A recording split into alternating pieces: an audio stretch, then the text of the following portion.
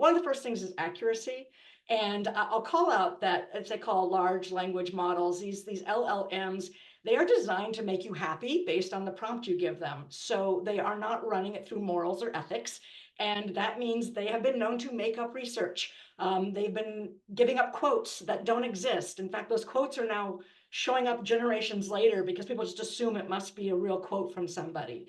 So we've got to do our due diligence and not just count on, yes, I want to prove my theory, and it will help you prove your theory, whether it's true or not. The second one is attribution, and this one's much tougher because it really goes into the space of AI is pulling from things that are already created. And that means that somebody else may have written something, performed music, created artistry, and all of that is showing up without necessarily being cited for the person that did it or getting attribution for the work they've done. So that's a space that, and particularly with a lot of our clients, they're keeping an eye on that and they're trying to figure out how do we not lose what makes creativity creative.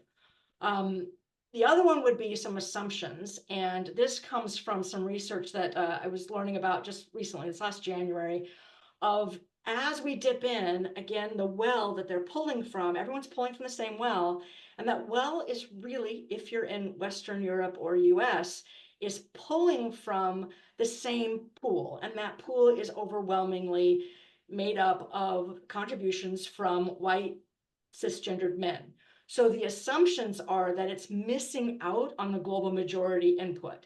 We're not seeing necessarily the full picture as we look at the data or the information that it's providing us. So again, just that stepping back and making sure, have I looked at this from a wider viewpoint than just what the AI has dropped into my lap? And the last two are more recent that have just come out of ageism, which is the assumption that somebody who might have a little glitter in their hair from age isn't interested in AI. And what they're actually finding is that 45 plus or mid-career individuals are being ignored and not brought into the conversation.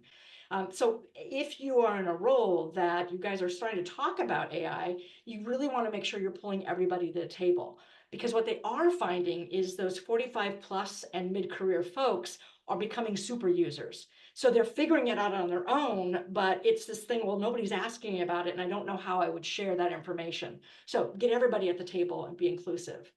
And the last one, maybe we should have called this atrophy because it really is that muscle thing that, and I know personally, as soon as I had a phone that did all the math for me, I stopped being able to do mental math. I also don't remember phone numbers. So this idea of as AI does things for us, if we don't stop and use critical thinking on top of what it provided, we start finding atrophy and attrition of those skills ourselves.